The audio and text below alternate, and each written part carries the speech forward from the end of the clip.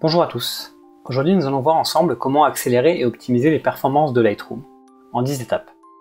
La première étape est d'abord matérielle. Il va vous falloir avoir un ordinateur suffisamment puissant pour faire fonctionner Lightroom et le permettre de travailler donc vos fichiers RAW. Ici, cela va dépendre du type d'appareil photo que vous utilisez.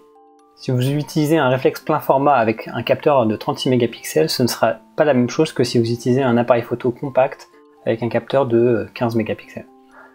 En fonction du poids de vos fichiers, vous allez devoir adapter votre configuration matérielle. Le plus important à regarder, c'est d'abord si l'ordinateur dispose d'un processeur avec plusieurs cœurs. Donc plus il y a de cœurs, mieux c'est. D'autre part, il faut regarder également la mémoire vive. Donc ici, il est conseillé d'utiliser de la mémoire vive avec au moins 8 Go. Donc 8 Go, c'est aujourd'hui le minimum pour faire fonctionner un ordinateur correctement, donc à la fois le système d'exploitation et notamment Lightroom. Et le dernier point, c'est disposer d'un disque dur suffisamment rapide. Donc de préférence un SSD. Si jamais vous avez un ordinateur portable relativement lent, je vous conseille de faire installer un SSD à la place du disque dur classique que vous avez. Vous verrez que Lightroom, comme tous les autres logiciels, seront bien plus rapides. Le deuxième point, pour améliorer les performances de Lightroom, est d'augmenter la taille du cache. Par défaut, Lightroom utilise un cache de 1 Go. Donc c'est peut paraître beaucoup, mais ce n'est vraiment pas énorme, surtout si vous avez beaucoup de photos dans votre catalogue. Donc on va voir ensemble comment faire pour augmenter la taille du cache de Lightroom. Donc sur Mac, vous allez aller dans Lightroom Préférences, sur PC ça sera Fichier Préférences, je crois, ou Édition Préférences. Vous allez dans la partie Gestion des fichiers, et là vous avez en bas Paramètres de la mémoire cache caméra RAW. Donc par défaut, normalement vous devez avoir 1 Go. Moi j'ai mis 4 Go, mais je vous recommande, si vous avez suffisamment d'espace disque, de mettre par exemple 20 Go, surtout si vous avez un catalogue avec beaucoup de photos.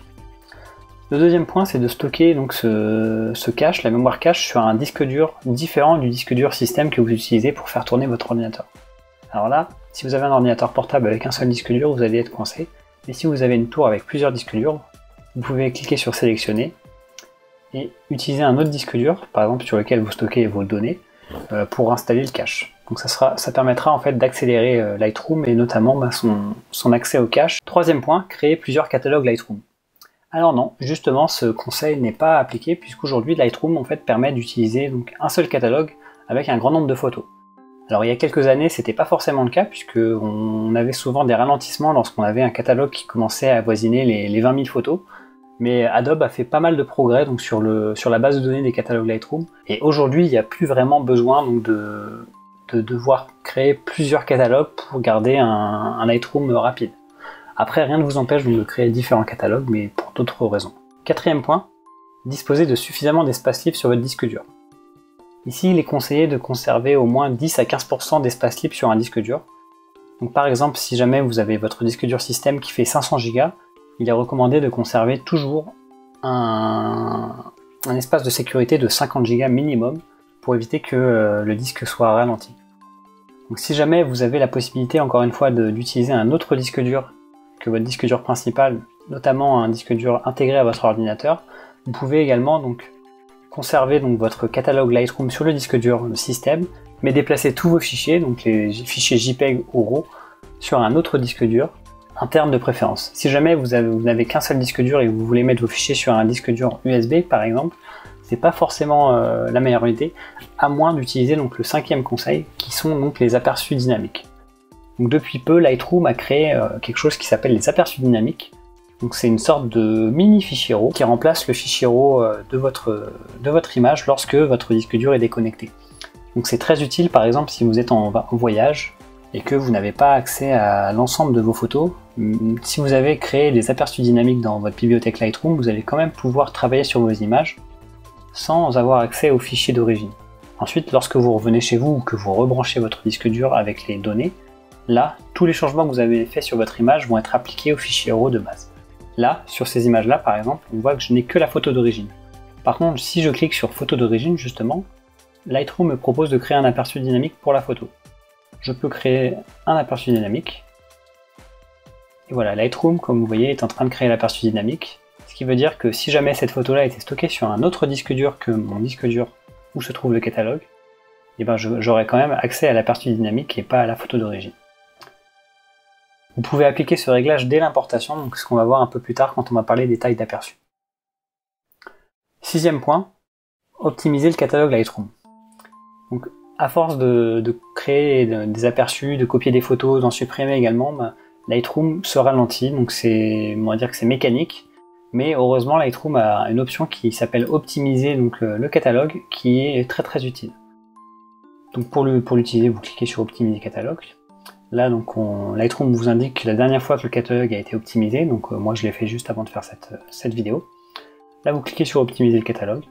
Normalement donc l'opération peut prendre plusieurs minutes si vous ne l'avez jamais fait, et ça peut être un petit peu plus rapide lorsque vous l'avez fait il y a quelques temps. Voilà, mon catalogue a été optimisé. Ça permet vraiment d'améliorer les performances et le fonctionnement du catalogue puisque les données en fait sont mieux structurées. Si vous utilisez un PC, pensez également à défragmenter régulièrement votre disque dur.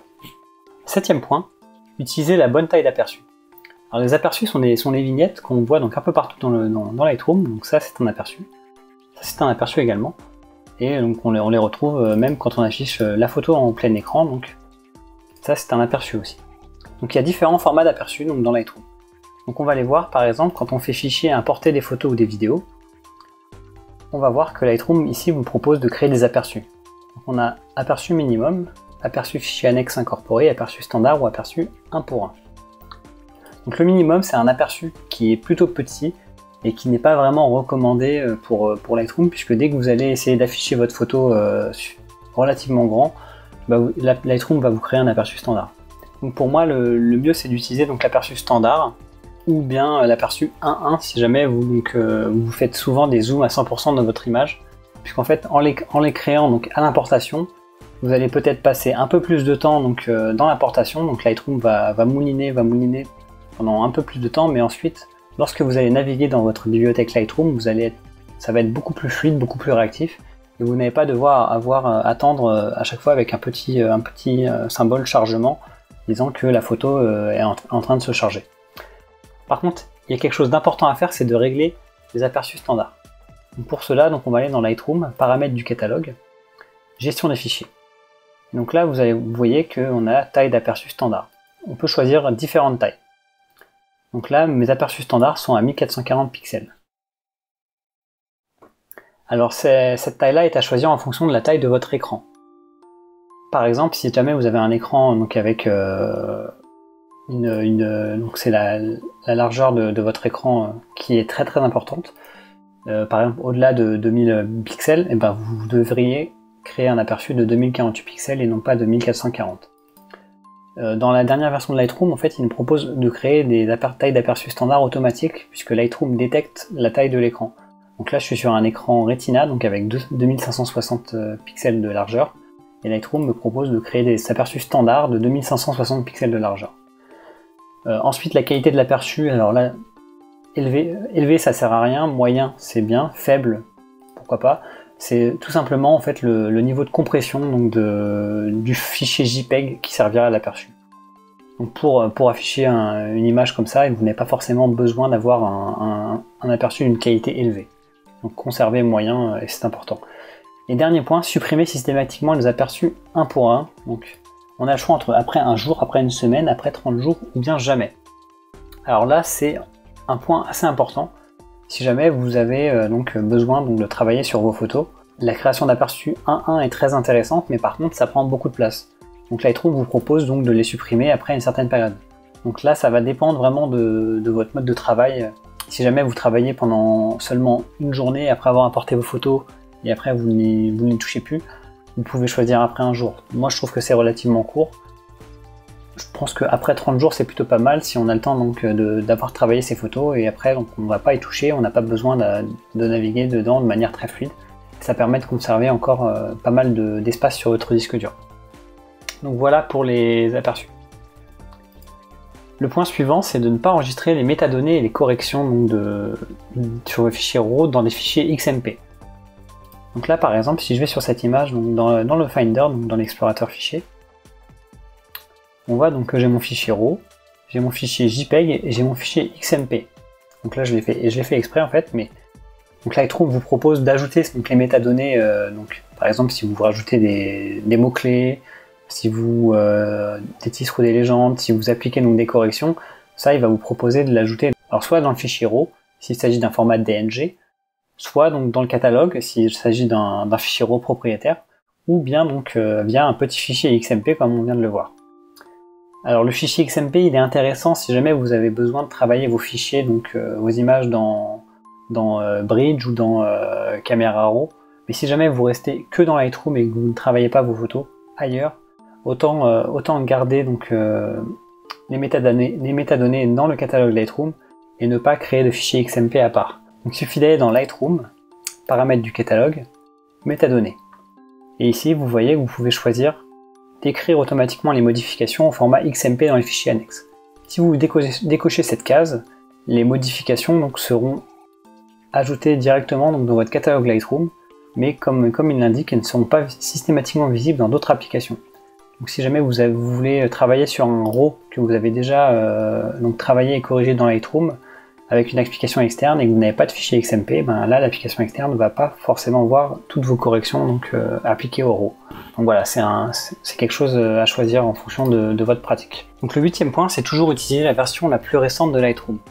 À chaque nouvelle version, Lightroom corrige des bugs et apporte des correctifs. Donc c'est pas forcément des grosses améliorations à chaque fois, mais toujours il y a des petites améliorations, des petits correctifs de bugs, donc c'est toujours bon pour les performances. 9e point, donc c'est d'activer en fait le processeur graphique donc, dans Lightroom.